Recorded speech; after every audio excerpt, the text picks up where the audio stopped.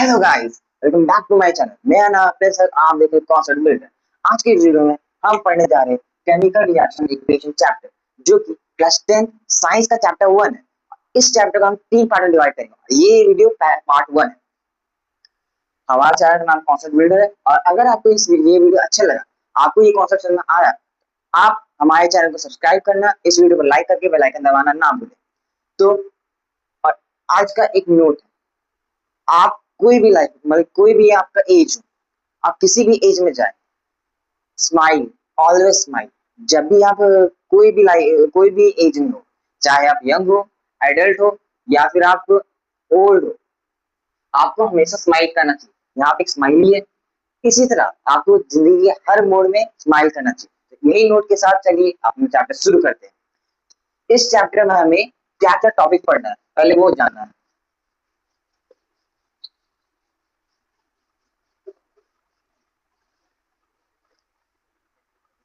इस वीडियो में हमें 5 टॉपिक पढ़ना है। कितने टॉपिक पढ़ने हैं? 5 टॉपिक पढ़ने हैं। पहला होगा बैलेंसिंग।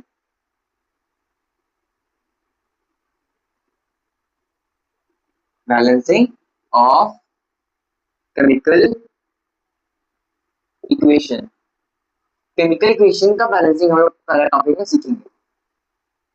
दूसरा होगा टाइप्स ऑफ रिएक्शन। कितने प्रकार के रिएक्शन होते हैं, उसको हम लोग यहाँ देखेंगे। कितने प्रकार के होते हैं? 4 प्रकार के होते हैं। पहला होता है कॉम्बिनेशन रिएक्शन।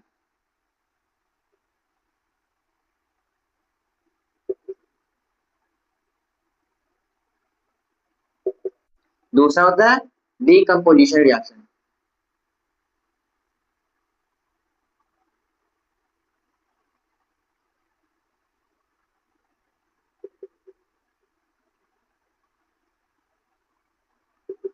तीसरा होता है डिस्प्लेसमेंट रिएक्शन।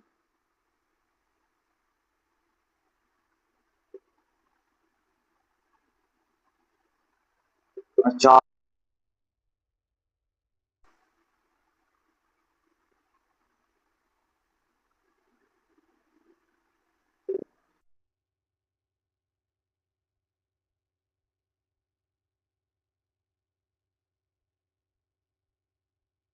हीट का एक रिएक्शन में क्या मायने होता है, क्या रोल होता है? तो heat in reaction, heat reaction में करता क्या है, ये हमको पढ़ना है थर्ड टॉपिक। चौथा टॉपिक हो जाएगा oxidation reaction.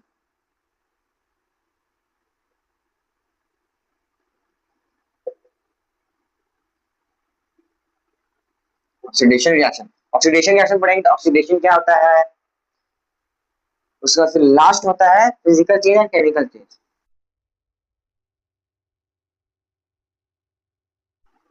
Physical change and chemical change. तो क्लास 10 के साइंस के चैप्टर 1 में, या आप बोल सकते हैं केमिस्ट्री के चैप्टर 1 में, हमें ये 5 टॉपिक पढ़ना है। ये 5 टॉपिक पढ़ लेंगे तो चैप्टर 1 खत्म। तो पार्ट 1 में, जो कि ये वीडियो है, 3 पार्ट रहेगा, ये पार्ट 1 है। तो पार्ट 1 में हम लोग यहाँ तक पढ़ेंगे, कॉम्बिनेशन रिएक्शन तक पढ़ेंगे। पार्ट 2 में उसके नीचे, और पार्ट 3 में पूरा चैप्टर कंप्लीट हो जाएगा। और पार्ट 2 और पार्ट 3 इसके ये वीडियो के बाद आ जाएगा, पार्ट 2 पार्ट 3। अगर ये वीडियो आपको समझ में आया और अगर देखना है पार्ट 2 पार्ट 3, मेरे चैनल पर जाकर आप देख सकते हैं। चलिए शुरू करते हैं। पहला क्या है, पहले टॉपिक को पढ़ने से पहले चैप्टर का मतलब जान लेते हैं। चैप्टर का नाम क्या था? चैप्टर का नाम था केमिकल रिएक्शन एंड इक्वेशन, ये था। इसमें पहले पढ़ना है कि केमिकल रिएक्शन क्या होता है, केमिकल रिएक्शन होता क्या है।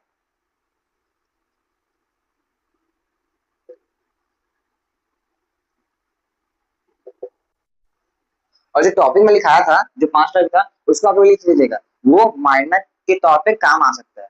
तो केमिकल रिएक्शन होता क्या है? केमिकल रिएक्शन एक ऐसा प्रोसेस है जिसमें नए केमिकल फॉर्म होते हैं, एक ऐसा प्रोसेस जिसमें नए केमिकल फॉर्म होते हैं, इसका डिफिनेशन क्या होगा? It is a process in which new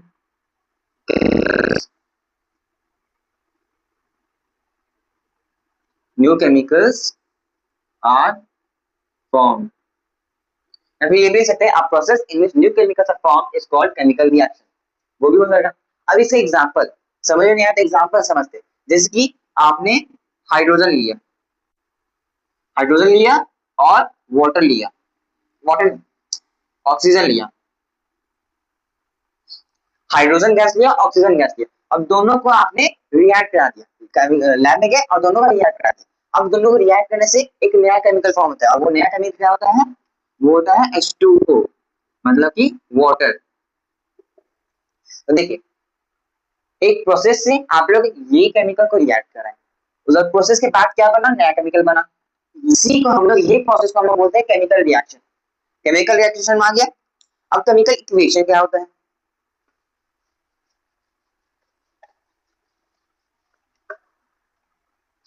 chemical equation क्या होता है? केमिकल ये इक्वेशन एक रिप्रेजेंटेशन है। केमिकल रिएक्शन हो गया, केमिकल रिएक्शन की एक रिप्रेजेंटेशन है। केमिकल रिएक्शन जब हम सिंबल और फॉर्मूला के मदद से रिप्रेजेंट करते हैं तो उसको हम केमिकल इक्वेशन बोलते हैं। केमिकल इक्वेशन का डेफिनेशन क्या हो जाएगा?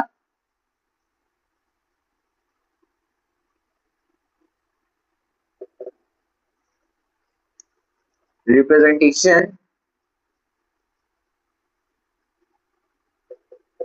of chemical reaction in the form of symbols and formula। इसका नोट डाउन कर लीजिए। अब इसका एग्जांपल जो केमिकल रिएक्शन एग्जांपल देते हैं उसी समझते हैं। केमिकल रिएक्शन में क्या एग्जांपल देते हैं कि हाइड्रोजन वाटर को रिएक्ट कराए और बन गया वाटर, हाइड्रोजन ऑक्सीजन को रिएक्ट किया और बन गया वाटर। इसमें उसी को हम लोग केमिकल इक्वेशन में तौर पे लिखेंगे, सिंबल्स और फॉर्मूला के तौर पे। तो हाइड्रोजन में क्या होता है फॉर्मूला? वो होता है H।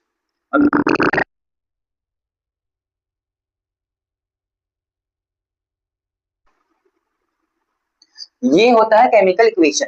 और केमिकल इक्वेशन में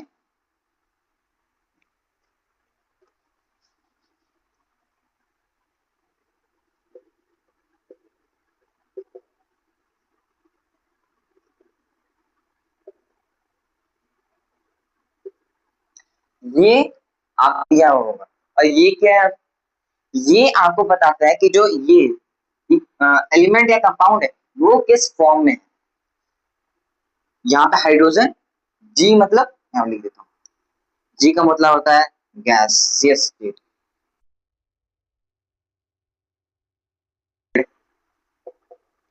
एस का होता है सॉलिड, ए क्यों लिखा हो तो समझ जाइएगा एक्वस। एक्वस एक ऐसा फॉर्म रहता है जो कि वाटर में सॉल्युबल रहता है। क्या होता है? Soluble in water. ठीक है। अब एक और रहता है जो कि होता है पीपीटी या फिर डाउनवर्ड एरो। यहाँ पे गैस में अपवर्ड एरो भी आ सकता है। PPT downward arrow. PPT precipitate एक ऐसा फॉर्म रहता है जो कि वाटर में इनसॉल्युबल रहता है। क्या रहता है? Insoluble in water, insoluble in water. Chemical equation समझ आ गया। ये जो दिया हुआ है वो बताता है कि ये एलिमेंट या कंपाउंड किस फॉर्म में। तो यहाँ पे हाइड्रोजन गैसेस फॉर्म में, ऑक्सीजन गैसेस फॉर्म में। हाइड्रोजन को गैसेस फॉर्म में लिया गया रिएक्शन में, और ऑक्सीजन गैसेस फॉर्म में रिएक्शन में लिया गया, और जब दोनों को रिएक्ट किया जाता है तो वाटर बनता है जो कि लिक्विड फॉर्म में रहता है। तब इसके बाद हम लोग को पढ़ना है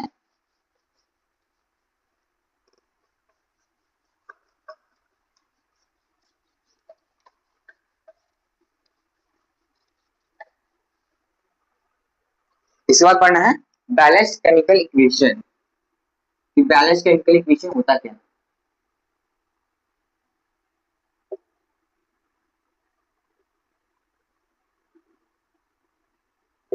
अब इसमें देखो, ये केमिकल रिएक्शन तो अभी पढ़ लिए कि जब केमिकल रिएक्शन को रिप्रेजेंट करते हैं सिंबल्स और फॉर्मूला के द्वारा, तब उसको केमिकल इक्वेशन बोलते हैं। अब बैलेंस आगे लगा दिया गया।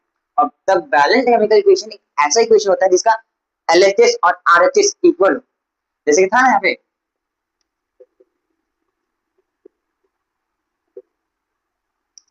इसको हम लोग रिएक्टेंट बोलते हैं और इसको हम लोग प्रोडक्ट बोलते हैं।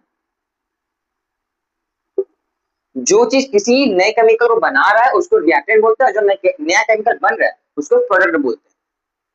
तो बैलेंस केमिकल इक्वेशन एक ऐसा केमिकल इक्वेशन होता है जिसमें रिएक्टेंट में एटम का नंबर ऑफ एटम सेम हो किसी प्रोडक्ट का नंबर ऑफ एटम से। जैसे कि यहाँ पे हाइड्रोजन है, हाइड्रोजन यहाँ पे कितना नंबर ऑफ एटम है 22 यहाँ पे कितना 22 हाइड्रोजन का यहाँ पे आ गया 4, इधर भी आ गया 4, मतलब दोनों इक्वल है।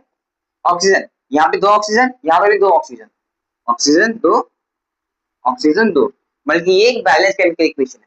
अब इसका डिफिनेशन,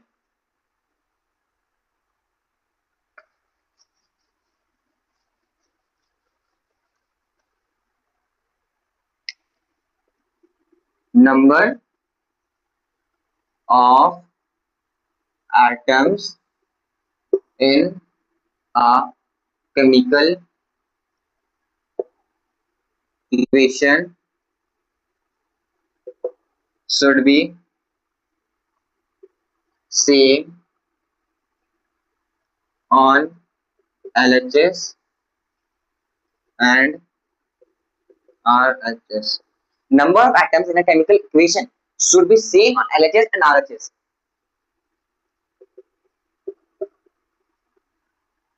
यहाँ पे ये हो गया LHS लेफ्ट हैंड साइड, ये हो गया RHS राइट हैंड साइड। तो LHS में नंबर ऑफ एटम्स और RHS का नंबर ऑफ एटम्स जब सेम होता है तब उसको हम बोलते हैं बैलेंस केमिकल इक्वेशन। ये समझ में आ गया होगा। अब एक क्वेश्चन आता है कि बैलेंस केमिकल इक्वेशन बनाना क्यों है, इसका कारण क्यों है, बैलेंस केमिकल इक्वेशन करना क्यों है, नॉर्मल केमिकल इक्वेशन क्यों नहीं कर सकते। तो वाई बैलेंस, क्यों बैलेंस करना है। देखो, number of reactants should be equal to number of product, ये क्यों होता है। क्लास 9 में हम पढ़ते हैं law of conservation of mass. Law of conservation of mass ये स्टेट करता है कि मास can neither be destroyed nor be created. इसी लॉ के कारण हम एक केमिकल इक्वेशन को बैलेंस करते हैं। Why balance, because in law of conservation, in law of conservation of mass, it is clearly stated that mass can neither be created nor destroyed.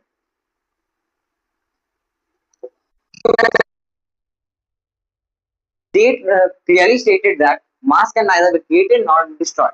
Law conservation of mass से बताया गया है कि मास नहीं create हो सकता है ना ही डिस्ट्रॉय हो सकता है।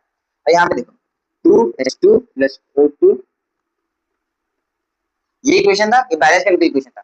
अगर यहाँ पे हम लोग 2 हटा दें, ठीक है, अब यहाँ के स्टेट क्या है, मास can nether be created nor be destroyed. ठीक, यहाँ पे हाइड्रोजन कितना है 2 है, हाइड्रोजन आ गया 2, यहाँ हाइड्रोजन कितना है 2 है, ऑक्सीजन यहाँ कितना है 1, ऑक्सीजन यहाँ कितना है 2। अब हाइड्रोजन 2 है, हाइड्रोजन 2 है, तो ये दोनों का मास क्या होगा, सेम होगा, सेम होगा कि नहीं होगा। अब ऑक्सीजन यहाँ पे 2 और यहाँ पे 1, मास डिफर करेगा कि नहीं करेगा। और यहाँ पे लिखा है मास का नाइदर क्रिएटेड नॉट डिस्ट्रॉयड, बल्कि मास जितना इधर होना चाहिए उतना ही इधर भी होना चाहिए।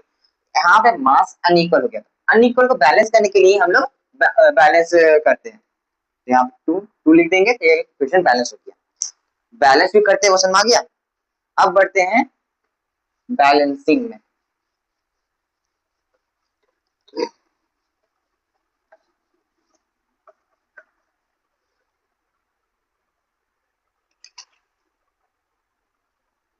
अब बैलेंसिंग में बढ़ते, बैलेंसिंग करते कैसे, बैलेंसिंग करते कैसे, बैलेंसिंग करने से पहले एक ट्रिक समझ लो। बैलेंसिंग करते हैं तो उसमें क्या क्या ध्यान रखना चाहिए। बैलेंसिंग करते हैं सबसे पहले हमें क्या बैलेंस करना पड़ेगा, क्या चीज बैलेंस करना है पहले, सबसे पहले मेटल्स। जैसे कोई केमिकल इक्वेशन है तो उसमें पहले मेटल ढूंढो और ये देखो कि मेटल बैलेंस है कि नहीं बैलेंस है। अगर बैलेंस है तो ठीक है, नहीं बैलेंस सबसे पहले मेटल बैलेंस करो। और मेटल बैलेंस हो गया, मेटल के बाद बैलेंस करना है नॉन मेटल। क्या बैलेंस करना है, नॉन मेटल। मेटल बैलेंस हो गया, अब ढूंढो कि नॉन मेटल है, नॉन मेटल है उस इक्वेशन में कि नहीं है। होगा तो देखो बैलेंस है कि नहीं है, बैलेंस नहीं है तो बैलेंस कर लो, बैलेंस है तो अच्छा बात है, पहले से ही। अब नॉन मेटल बैलेंस हो गया, नॉन मेटल के बाद हम लोग बैलेंस करना रहता है ऑक्सीजन। ऑक्सीजन बैलेंस करना रहता है, ऑक्सीजन बैलेंस कर लिए। सबसे आखिरी में अगर हाइड्रोजन है तो लास्ट में हाइड्रोजन बैलेंस करना। अगर इसमें मेटल रहा, नॉन मेटल नहीं, और ऑक्सीजन रहा तो मेटल को डायरेक्ट ऑक्सीजन बैलेंस कर दो। इसका सीरियल वाइज करना है। अब लास्ट में एक टिप है कि अगर कुछ भी गलत हुआ, जैसे कि मेटल बैलेंस किया, non metal balance, non metal balance किया तो मेटल गड़बड़ा गया, इसको देखेंगे आगे। अगर मेटल गड़बड़ा गया तो फिर से उसको मेटल से रिपीट करना है, रिपीट फ्रॉम द स्टार्ट। अगर कोई गड़बड़ी हो गया तो फिर से शुरू से रिपीट करना, शुरू से बैलेंस करना। तो अब कुछ इक्वेशन देख लेते हैं। टोटल कुल मिला के 5 इक्वेशन प्रैक्टिस करेंगे। 5 इक्वेशन में पूरा समझ में आ जाएगा बैलेंसिंग होता कैसे। पहले इक्वेशन है आयरन प्लस वाटर मिलकर आएगा Fe3O4 प्लस हाइड्रोजन। अब इसको एक बार तुम ट्राई करो बैलेंस करने का। वीडियो पॉज करो, एक बार इसको ट्राई करो अपना रफ कॉपी में। ट्राई कर लिए, अब मैं करता हूँ। देखो बैलेंस करने के लिए सबसे पहले क्या करना है, सबसे पहले जो ये एलिमेंट है, कंपाउंड है, इसके बाहर में यहाँ पे एक एक बॉक्स बना। बॉक्स से क्या होगा, जब तुम नंबर लिखोगे बैलेंस करने के लिए तो वो बाहर विजिबल रहेगा अच्छा से। तो पहले क्या ढूंढना, पहले क्या ढूंढना, ट्रिक में क्या था, मेटल।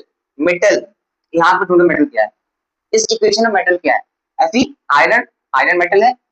आयरन बैलेंस है कि नहीं बैलेंस है वो देखो पहले। यहाँ पे कितना आइटम है आयरन का, एक।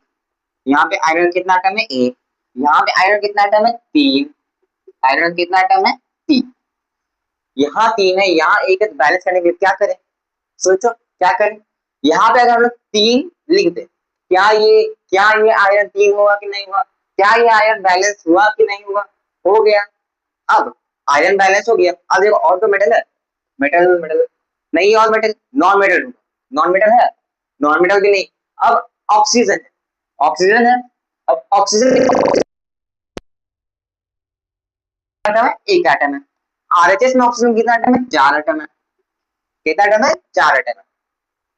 तब बैलेंस कैसे करें, ऑक्सीजन यहाँ पे एक है, यहाँ पे 4 है। अगर ये 4 लगाते हैं, क्या ये बैलेंस हो जाएगा, क्या यहाँ पे ऑक्सीजन 4 हुआ कि नहीं हुआ, बैलेंस हुआ कि नहीं हुआ, हाँ हो गया। अब आखिरी में क्या बचता है, हाइड्रोजन। हाइड्रोजन देखो यहाँ कितना, हाइड्रोजन एलएचएस में है 4 into 2 8। हाइड्रोजन यहाँ कितना है, 8 है। यहाँ पे आरएचएस में क्या है, 2 है। हाइड्रोजन कितना है, 2 है। आरएचएस में अगर हम लोग इंटू 4 कर दिए, क्या ये 8 आइटम नहीं बन जाएगा, बैलेंस होगा कि नहीं होगा, तो यहाँ पे 4 लिख देते हैं।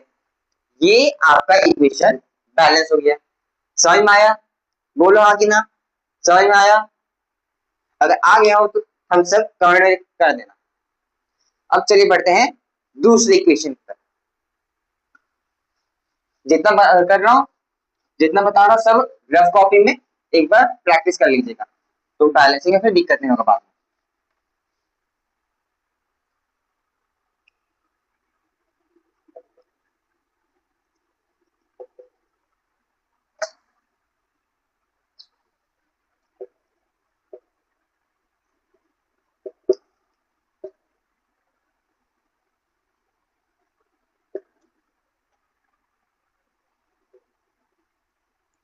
अब इसको एक बार बनाओ, रफ कॉपी में एक बार बना के ट्राई करो, पॉज करो वीडियो, ट्राई करो।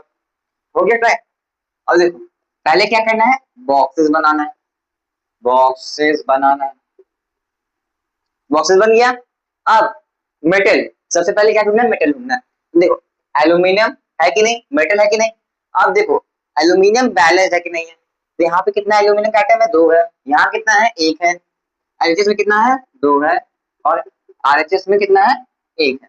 और हाँ एक बात याद रखना, जिधर साइड कम होगा उधर साइड हम लोग को बैलेंस करना है, जिधर साइड ज्यादा हो उधर साइड कुछ इधर उधर बल्कि छेड़छाड़ नहीं करना, जिधर साइड कम हो उधर साइड बैलेंस करना है।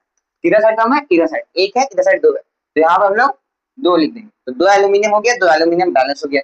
अब ढूंढना है नॉन मेटल, नॉन मेटल है कि नहीं है यहाँ पे क्लोरीन, क्लोराइड। अब देख रहे हैं नॉन मेटल बैलेंस है कि नहीं है, तो यहाँ पे एलएचएस, एलएचएस में कितना आइटम है नॉन मेटल क्लोरीन का, एक। आरएचएस में कितना आइटम है क्लोराइड का, तीन। यहाँ पे कितना आइटम है, एक। यहाँ पे कितना आइटम है, तीन। तीन नहीं सॉरी छह है, यहाँ पे कितना है, छह है, छह सॉरी। यहाँ पे अगर हम लोग छह लिख दे, क्या यहाँ पे छह क्लोराइड होगा कि नहीं होगा, हाँ जरूर होगा। फिर छह क्लोराइड हो गया, छह क्लोराइड बैलेंस हो गया। अब क्या आता है, नॉन मेटल के बाद क्या आता है, ऑक्सीजन। ऑक्सीजन देखो, ऑक्सीजन है कितना ऑक्सीजन है, तीन ऑक्सीजन है। एलडीएस में तीन ऑक्सीजन, आरएचएस में, आरएचएस में कितना ऑक्सीजन, एक ऑक्सीजन, एक ऑक्सीजन आरएचएस में। तो कम इधर साइड है, बैलेंस इधर करना पड़ेगा, तो इधर तीन है इधर एक है, यहाँ पे तीन से मल्टीप्लाई कर देंगे तो यहाँ तीन ऑक्सीजन हो जाएगा, अब बैलेंस हो गया। और लास्ट में क्या आता है, लास्ट में आता है हाइड्रोजन। हाइड्रोजन यहाँ कितना है, छह है, देखो छह लिखा हुआ है, छह हाइड्रोजन। यहाँ पे कितना हाइड्रोजन है, 3 2 2 6। तो ये इक्वेशन बैलेंस हो गया। देखो aluminium balance, chloride balance, oxygen balance, hydrogen balance, ये इक्वेशन बैलेंस हो गया। समझ में आया, बोलो हाँ कि ना। चलो अब तीसरे इक्वेशन पे,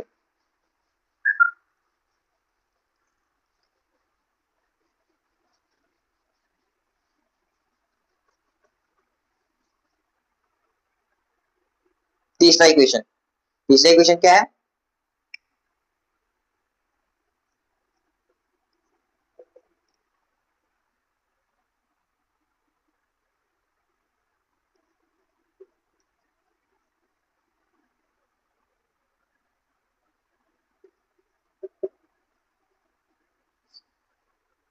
तीसरा इक्वेशन ये है। अब यहाँ पे रफ कॉपी में फिर से पॉज करके एक बार ट्राई करो, नहीं बन रहा चलेगा, एक बार ट्राई करो। ट्राई कर लिया, अब देखो यहाँ क्या करना है, बॉक्सेस बनाना है। सबसे पहले डिब्बा बनाना है, ठीक है, बॉक्सेस बन गया। अब क्या करना है, क्या करना है, क्या करना है, सबसे पहले मेटल ढूंढना है, मेटल। यहाँ पे कॉपर, कॉपर है कि नहीं मेटल। अब देखो एलजे साइड में, एलजे साइड में कितने कॉपर है, कितना कॉपर है, यहाँ दो मिला के हो गया चार, चार कॉपर एलजे साइड में। आरजे साइड में कितना कॉपर है, यहाँ पे मात्र एक कॉपर है, कम इधर है, बैलेंस इधर करना है। चार इधर है, यहाँ पे चार लिख दिए, कॉपर कॉपर बैलेंस हो गया। अब ढूंढना है नॉन मेटल है कि नहीं, नॉन मेटल, नॉन मेटल है सल्फर, सल्फर यहाँ कितना है, एक है। आरजे साइड में कितना है, एक है। ये सल्फर सल्फर बैलेंस है पहले से ही। अब देखना है, अब क्या देखना है, क्या इसके बाद नॉन मेटल के बाद क्या देखना था, ऑक्सीजन। ऑक्सीजन है कि नहीं, हाँ ऑक्सीजन है। यहाँ कितना ऑक्सीजन है, एक है। यहाँ कितना है, दो है, दो है कि नहीं। अब यहाँ पे बैलेंस करने के लिए हमें क्या करना पड़ेगा, टू इंटू टू, यहाँ पे दो लिख दिए। अब बोलो बैलेंस हुआ कि नहीं हुआ, हाँ नहीं हुआ, ये इक्वेशन बैलेंस नहीं हुआ। लास्ट में लिखा हुआ था अगर गड़बड़ी हुआ तो फिर से रिपीट करना है। देखो कहाँ गड़बड़ी हुआ, ऑक्सीजन बैलेंस करने के चक्कर में यहाँ दो लिखे, कॉपर क्या होगा, यहाँ चार हो गया, चार का दो छह हो गया। फिर से क्या करना है, मेटल से रिपीट करना है, two into two four plus two six, यहाँ कितना हो गया, छह, चार की जगह छह कॉपर हो गया। अब यहाँ पे क्या करना है हम लोग को, छह लाना है, छह लाना है। यहाँ पे चार से नहीं बल्कि छह से इंटू करना है, कॉपर बैलेंस हो गया।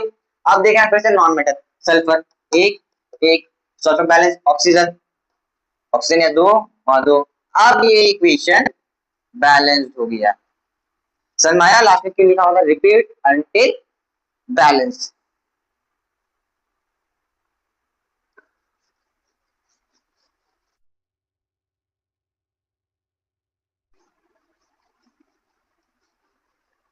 हम देखो चौथा एक क्वेश्चन।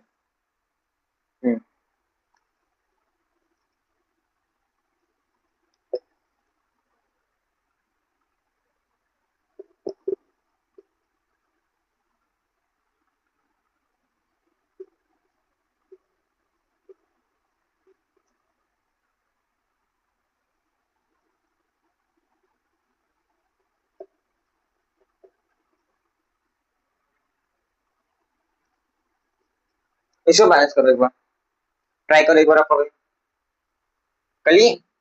चलो पहले बॉक्सेस बॉक्सेस बनाना है पहले। बॉक्सेस बन गया। अब क्या ढूंढना है, मेटल ढूंढना है। यहाँ पे देख कितना मेटल है, एक बेरियम है एक एल्यूमिनियम है, दो मेटल है। अब तुम दो मेटल में किसी भी एक को सबसे पहले लेके बैलेंस कर सकते हो, वो तुम्हारी इच्छा पे डिपेंड करता है। या तुम बेरियम लो या तुम एल्यूमिनियम लो, जिसको तुम लेके बैलेंस करोगे इक्वेशन बैलेंस हो जाएगा। मैं बेरियम लेके करता हूँ, बेरियम तो बैलेंस है। एल्यूमिनियम ले लो, एल्यूमिनियम यहाँ देखो दो है, यहाँ एक है, यहाँ दो है, यहाँ एक, यहाँ दो, यहाँ एक। इधर साइड कम है, इधर साइड बैलेंस करेंगे तो यहाँ पे क्या लिखेंगे दो।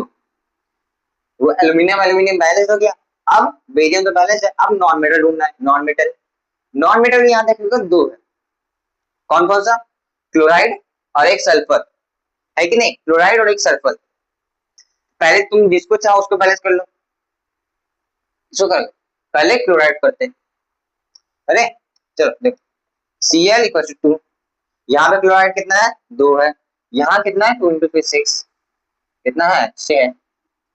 यहाँ पे 6 बनाने के लिए क्या करना पड़ेगा, 3 से मल्टीप्लाई। अब देखो क्लोरीन बैलेंस हुआ, क्लोराइड तो बैलेंस हो गया, पर बेरियम अनबैलेंस हो गया।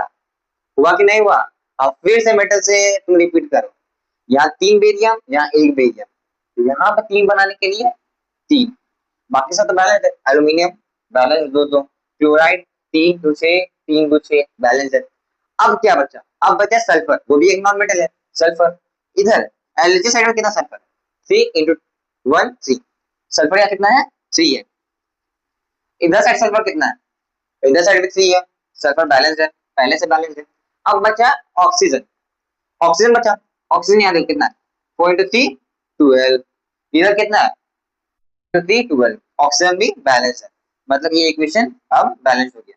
बैलेंस क्या है 3 BaCl2 plus Al2SO4 3 BaSO4 plus 2 AlCl3, ये हो गया इसका बैलेंस केमिकल इक्वेशन। अब बढ़ते हैं प्रैक्टिस का पांचवा लास्ट क्वेश्चन पे।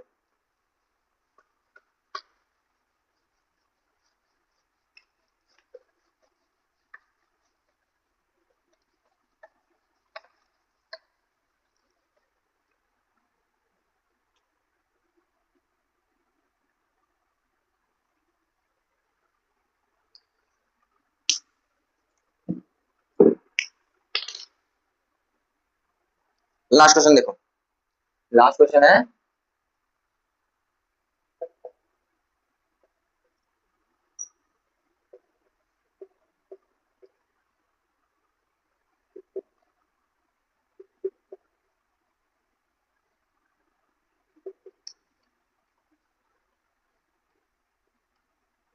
ये तो दिमाग लगाने वाला क्वेश्चन है, एक बार ट्राई करो, इसमें तुम्हारा तुम्हारा दिमाग लगेगा। एक बार ट्राई करो, पहले ट्राई।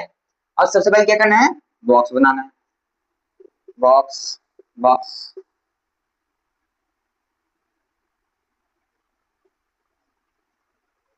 बॉक्स बन गया। अब ढूंढना है, क्या ढूंढना है, मेटल सबसे पहले ढूंढना है। मेटल, यहाँ कितना मेटल है, एक, मात्र एक मेटल है। यहाँ कितना है एक, यहाँ कितना लीड है, एक लीड है, यहाँ पे एक लीड है। अब उसके बाद क्या ढूंढना है, उसके बाद ढूंढना है नॉन मेटल। हाँ देखो, non metal nitrogen, nitrogen non metal है। यहाँ देखो, यहाँ कितना नाइट्रोजन है दो है, यहाँ कितना है नाइट्रोजन एक है। यहाँ पे हम लोग दो लगा देंगे, नाइट्रोजन कितना हो गया दो हो गया। अब देखो ऑक्सीजन, ऑक्सीजन देखो यहाँ कितना ऑक्सीजन है, ऑक्सीजन हो गया यहाँ 6, यहाँ कितना गिन एक 4 5 2 7। अब इसको कैसे बैलेंस करेगा, इसको कैसे बैलेंस करेगा, इसको इंटू टू करेगा तो 12 हो जाएगा, इंटू टू करके देखें, जब इस तरह हो ना यहाँ पे इंटू टू कर दो जो कि इससे बड़ा हो जाए, मतलब कि छोटा नंबर पे कोई ऐसा नंबर डिजिट इंटू कर दो जो इससे बड़ा हो जाए, तो यहाँ पे इंटू टू करना 12 हो जाएगा 2, ठीक है। अब देखो 2 हुआ, बैलेंस तो नहीं हुआ। अब देखो यहाँ लीड भी अनबैलेंस हो गया, तो जब अनबैलेंस हो जाएगा तो फिर से मेटल से शुरू करना है। यहाँ पे 2 लीड है, तो यहाँ पे 2 करने के लिए क्या होगा 2, तो यहाँ पर कितना क्या लगा देंगे 2, 2 लीड हो गया। अब देखो यहाँ नाइट्रोजन कितना है, नाइट्रोजन कितना है 24 इंटू 2 4, 2 इंटू 4 इंटू 2 8, 8 है।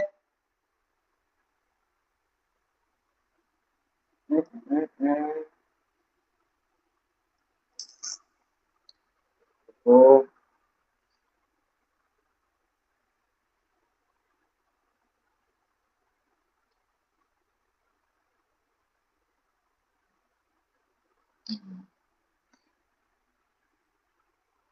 यहाँ देखो यहाँ पे नाइट्रोजन कितना है 2 इंटू 2 4,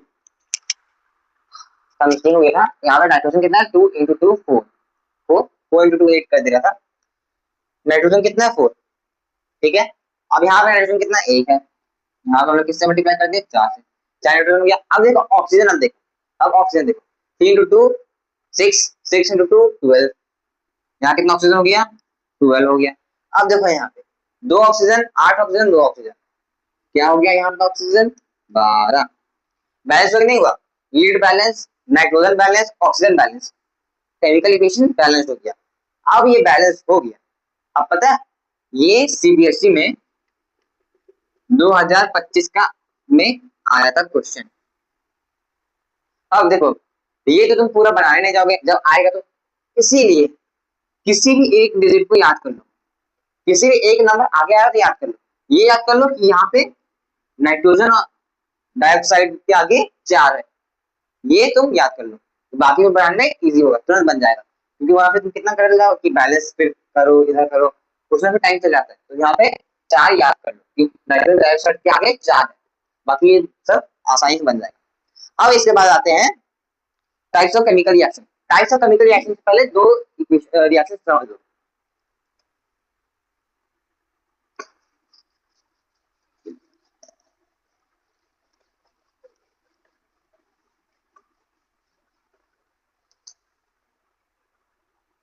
देखो एक होता है, ये टाइप्स ऑफ रिएक्शन पहले प्रूव होगा, एक होता है एक्सोथर्मिक रिएक्शन, एक होता है एंडोथर्मिक रिएक्शन, ठीक है, एंडोथर्मिक रिएक्शन।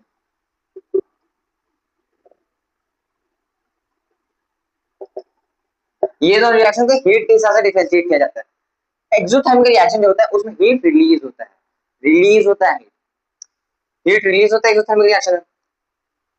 तो एक्सोथर्मिक रिएक्शन का डेफिनेशन क्या होगा, reaction in which heat is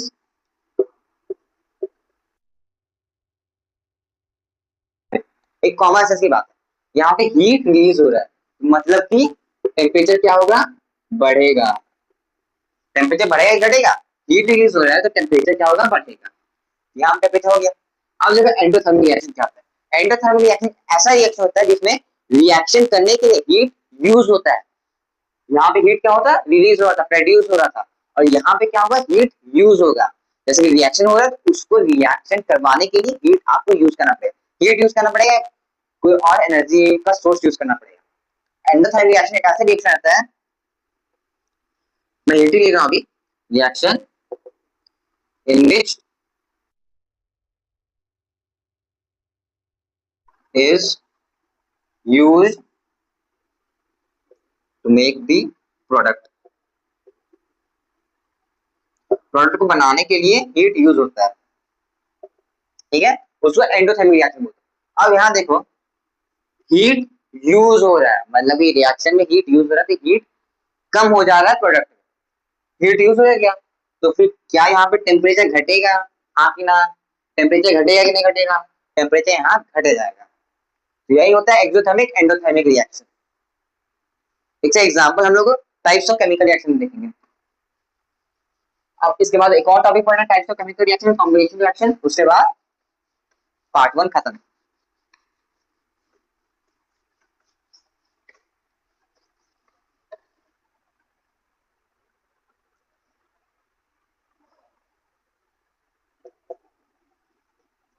types of chemical reaction. एक बार सब जितना चारों रिएक्शन उसके एक बार बस ऊपर ऊपर से बता दे रहा हूँ कि क्या होता है। बाकी कॉम्बिनेशन रिएक्शन में पढ़ेंगे। कॉम्बिनेशन रिएक्शन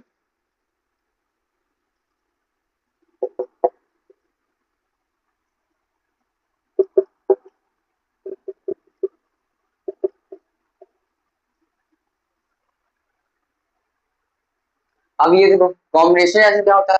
कॉम्बिनेशन रिएक्शन से यहाँ कॉम्बिनेशन मतलब कंबाइन करना, कॉम्बिनेशन मतलब कंबाइन करना। जब दो या दो से ज्यादा रिएक्टेंट, दो या दो से ज्यादा रिएक्टेंट मिलके एक सिंगल प्रोडक्ट बनाए, दो या दो से ज्यादा रिएक्टेंट मिलके एक सिंगल प्रोडक्ट बनाए, तब उस टाइप के रिएक्शन को हम लोग क्या बोलते हैं, कॉम्बिनेशन रिएक्शन बोलते हैं।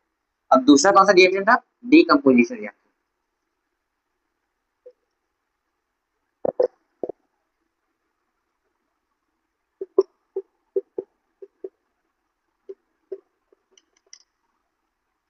डीकम्पोजिशन रिएक्शन कॉम्बिनेशन रिएक्शन के जस्ट उल्टा है। यहाँ पे दो या दो से ज्यादा रिएक्टेंट मिलकर एक सिंगल प्रोडक्ट बनाता है। यहाँ पे सिंगल रिएक्टेंट क्या बनाता है, दो या दो से ज्यादा प्रोडक्ट। हाँ, सिंगल रिएक्टेंट दो या दो से ज्यादा प्रोडक्ट बनाए, उस टाइप के रिएक्शन को हम लोग डीकम्पोजिशन रिएक्शन बोलते हैं। अब इसके बाद कौन रिएक्शन था, डिस्प्लेसमेंट रिएक्शन।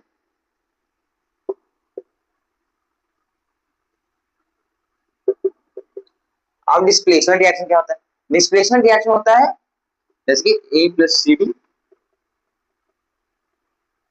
देखो डिस्प्लेसमेंट रिएक्शन ये ऐसा रिएक्शन होता है जिसमें हाईली रिएक्टिव एलिमेंट उससे लोअर रिएक्टिव एलिमेंट से उसका जो कंपाउंड वो छीन लेता है। मतलब कि जैसे ए है और सी है, ए सी से ज्यादा रिएक्टिव एलिमेंट है, तो जो डी के पास सी है वो ए डी के पास चल जाएगा, मतलब कि सी सिंगल हो जाएगा और ए डी के साथ चल जाएगा, तो ए हाईली रिएक्टिव है। इसी टाइप के रिएक्शन को हम बोलते हैं डिस्प्लेसमेंट रिएक्शन। जैसे हाईली रिएक्टिव एलिमेंट लो उससे कम रिएक्टिव एलिमेंट का प्लेस ले लेता है। अब इसके बाद होता है डबल डिस्प्लेसमेंट रिएक्शन।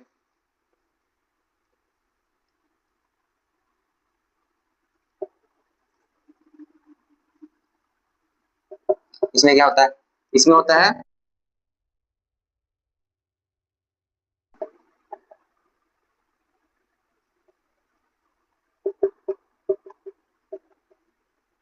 इसमें आयन का एक्सचेंज हो जाता है। देखो ये नेगेटिव आयन, ये negative ion, negative ion, negative ion. यहाँ पे ए के साथ बी है, बी नेगेटिव आयन है, सी के साथ डी है, D negative ion, D A के साथ चला जाता है, सी बी सी के साथ चला जाता है, बल्कि एक्सचेंज हो जाता है। बी सी के साथ क्या होता है, ए डी ए के साथ आ जाता है। जब आयंस एक्सचेंज कर जाए तो उस टाइप के रिएक्शन को हम लोग बोलते हैं डबल डिस्प्लेसमेंट रिएक्शन। तो double displacement reaction, combination reaction, decomposition reaction थोड़ा बहुत समझ में आ गया। अब बढ़ते हैं कॉम्बिनेशन रिएक्शन की ओर।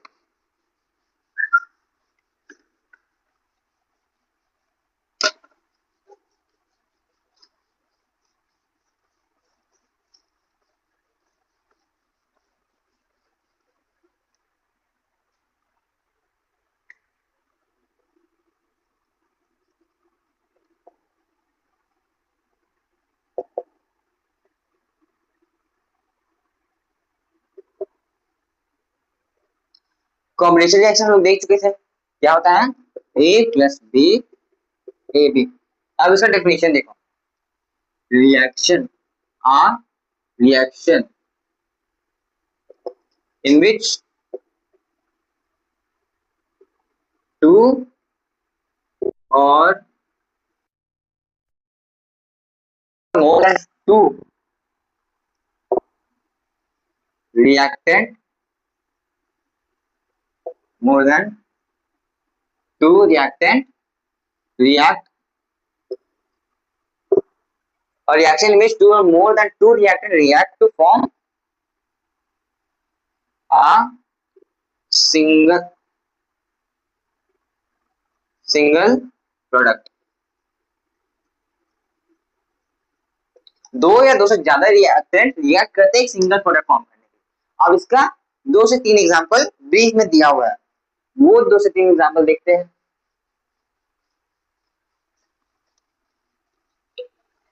पहला एग्जांपल है बर्निंग ऑफ मैग्नीशियम रिबन।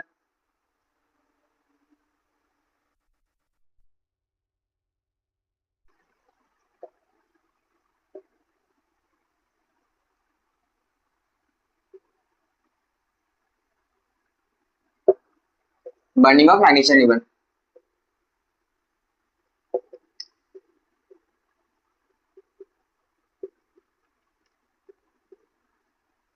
ये उसका इक्वेशन होता है 2 mg plus O2 equals 2 mgO।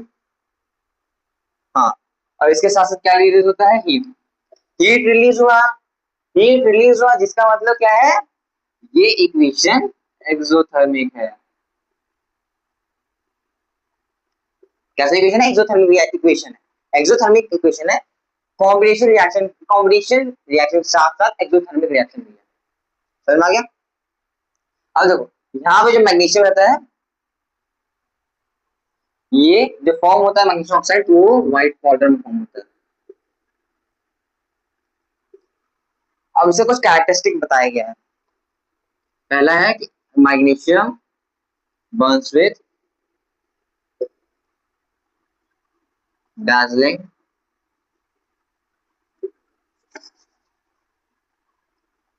white flame। जो मैग्नीशियम है वो मतलब कि बहुत ही ब्राइट, dazzling और ब्राइट बोल सकते हैं, ब्राइट व्हाइट फ्लेम के साथ बर्न करता है।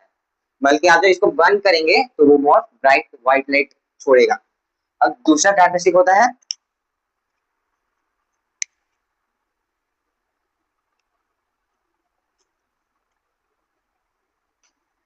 देखो जो एमजीओ फॉर्म होता है,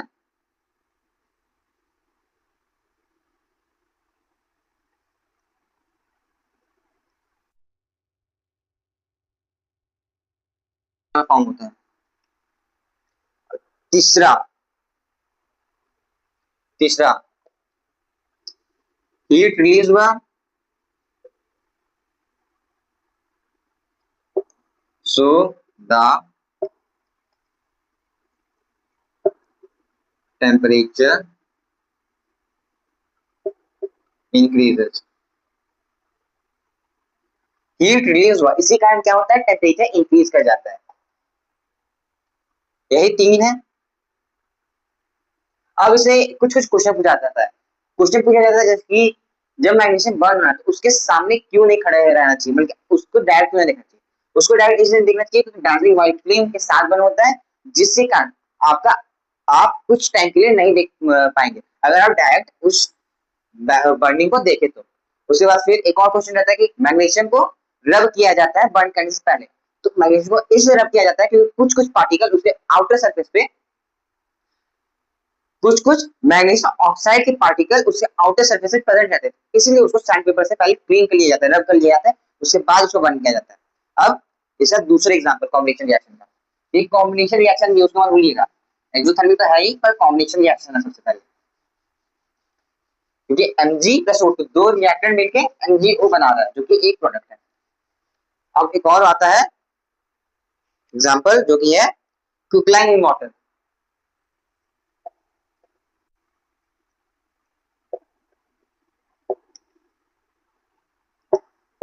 क्विकलाइन इन वाटर,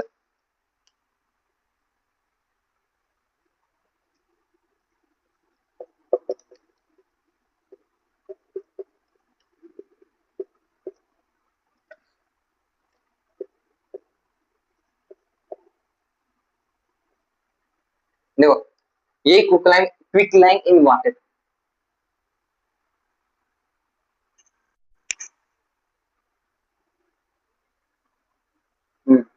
देखो ये हो गया क्विकलाइन, ये हो गया स्लिक लाइन।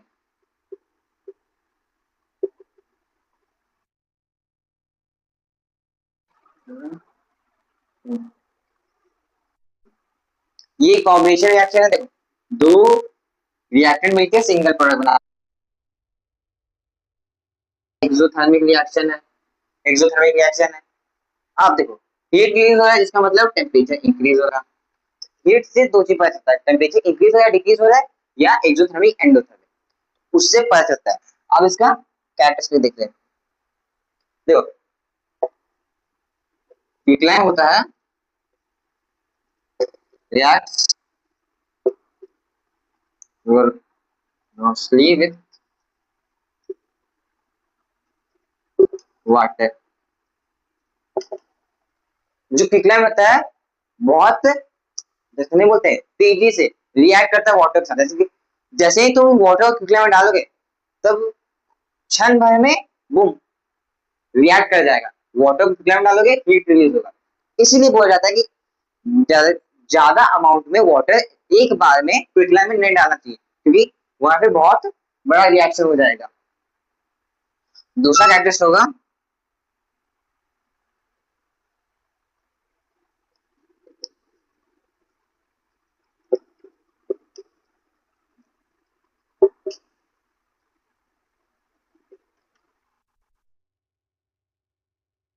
जो घर में बैठे हो वो अगर सीमेंट से बना होगा, और सीमेंट क्विकलाइन से बनता है। Quicklime is used in making cement, यही कृषि की मदद से सीमेंट बनाया जाता है। Quicklime is used in making cement. ये दो इसका कैरेक्टरिस्टिक होंगे। एक और होता है कि ये कॉम्बिनेशन रिएक्शन के साथ में एक्सोथर्मिक रिएक्शन की, वो तुम लोग जानते होंगे, कॉम्बिनेशन दो रिएक्टेंट मिलकर एक प्रोडक्ट और हीट रिलीज हो रहा था, एक्सोथर्मिक रिएक्शन। अब लास्ट में आता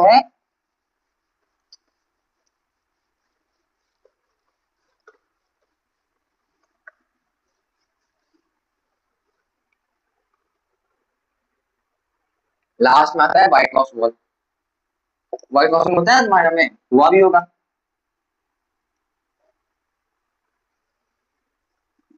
इसका इक्वेशन हो जाएगा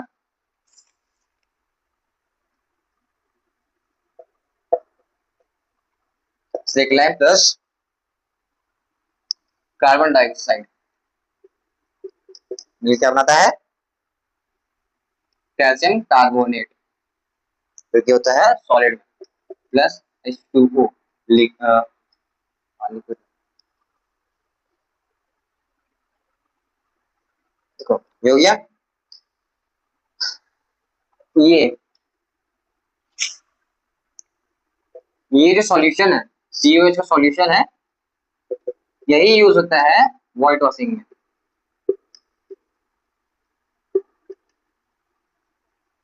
देखो जो एक स्लेट लाइन का जो सॉल्यूशन होता है उसको पहले दीवार पे रब में मारा जाता है, और जब ये दीवार पे मार दिया जाता है तो कार्बन डाइऑक्साइड एयर से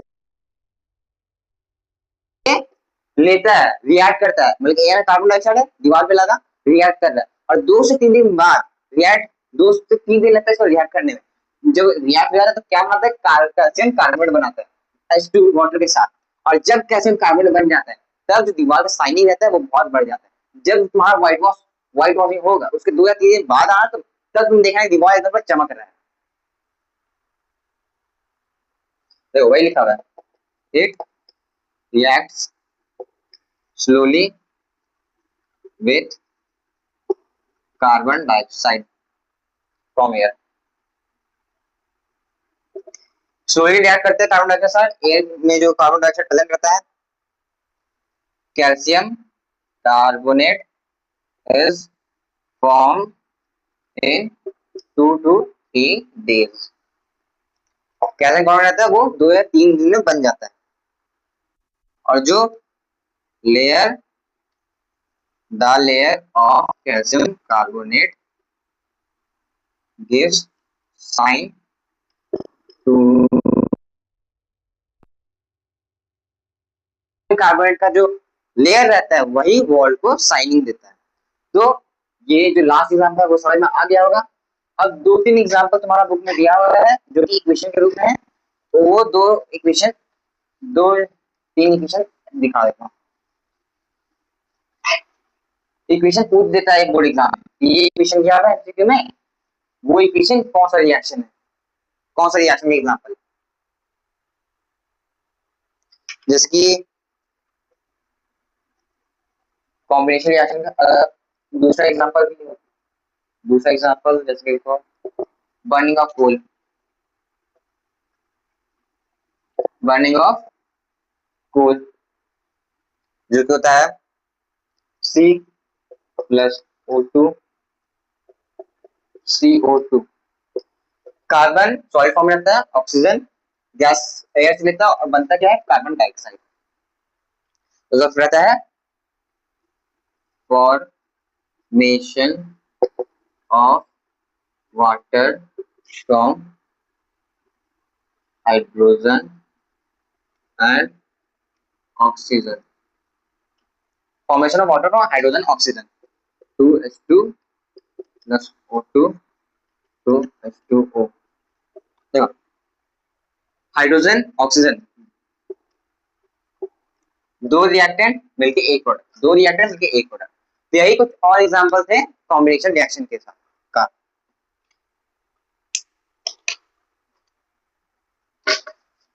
अब आखिर में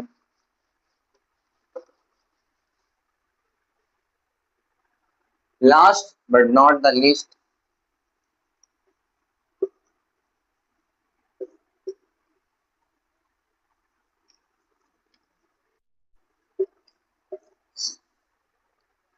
इसी के साथ हमारा ये पार्ट 1 समाप्त होता है। क्लास 10th की जर्नी का भी स्टार्ट है। क्लास 10th अभी हमने स्टार्ट की है। तो इसी तरह हम पूरे सिलेबस क्लास 10 का जितना सिलेबस मैथ साइंस SST ये तीनों का जितना सिलेबस है सब इस चैनल पे कंप्लीट करवा देंगे। तो अभी तो चैप्टर 1 केमिस्ट्री कंप्लीट हो जाएगा, उसके बाद हम लोग मैथ्स का डालेंगे। इसी के साथ आपका बहुत बहुत शुक्रिया अगर आपने अभी तक वीडियो देखा है। अगर आपको ये वीडियो समझ में आया, अगर आपका कॉन्सेप्ट क्लियर हुआ तो इस चैनल को सब्सक्राइब करके बेल आइकन दबा के इस वीडियो को लाइक करना ना भूलें। तो मिलते हैं पार्ट 2 में। तो थैंक यू।